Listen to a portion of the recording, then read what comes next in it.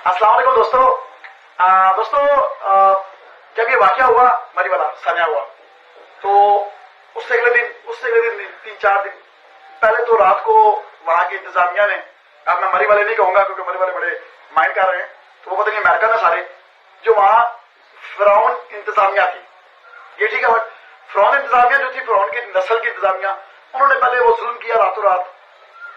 और जो वहां पे चैन माफिया थी, फिरौन की औलाद चैन माफिया, ये ठीक रहेगा, उन्होंने टैरो के ऊपर चैन लगा के जुल्म किया। उसके बाद दिक्का माफिया, उन्होंने जो है वो अपनी फरोनियत दिखाई। तो जब सुबह को ये बात सोशल मीडिया के ऊपर वायरल हुई तो ये सब कुछ फिर वो मोमन बने, वो सब कुछ सबको पता है।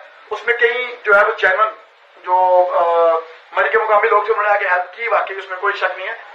लेकिन ये फरौन जो थे ये भी साथ ही मोहम्मद बन गए, इन्होंने भी ऐलान शन कर दिए, हम ये कर देंगे, खुल गया सब कुछ।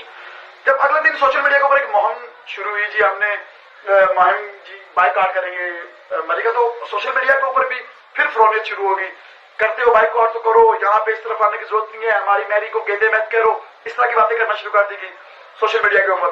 उसके बाद ये कहा गया कि बाइकआउट करना तो बाइकआउट करो, बोकाट ना करो। बोकाट का मतलब है कि शोर मत चलाओ, शोर मत डालो, इस तरह की बातें की गई। लेकिन आज सोशल मीडिया के ऊपर आज कल से मैं चीज देख रहा हूँ कि बोकाट कौन कर रहा है।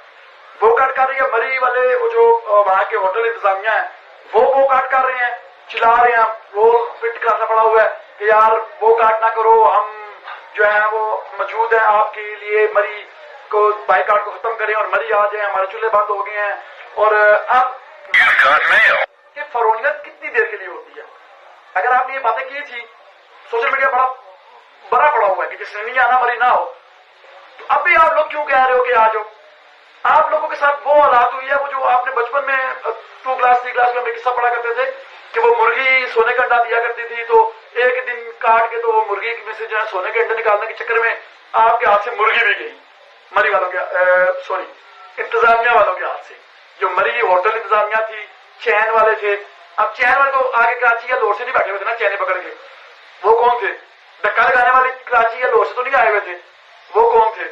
तो उन सब के लिए मैं एक छोटी सी रिक्वेस्ट करूंगा कि आप बॉयकॉट मत करें, ठीक है? अब जिन्होंने बॉयकॉट किया हुआ है वो आपके पास नहीं आएंगे इंशाल्लाह। कम से कम 1-2 साल आपको नीचे लगाएंगे। और मेरा तो बॉयकॉट है, मेरी फैमिली का बॉयकॉट है, और इंशाल्लाह जब तक ये सुधरेंगे नहीं तब तक बॉयकॉट है। बाकी मेरा आगे हमारे रिलेटिव्स रहते हैं मरी, वो आगे जाके रहते हैं, वहां पे हम जाएंगे, 1000 बार जाएंगे। लेकिन ये जो पिकनिक पॉइंट्स पर जगह, इसकी जगह हम नीलम जाएंगे, इसकी जगह हम जो है वो कश्मीर जाएंगे, इसकी जगह हम गिलगित जाएंगे।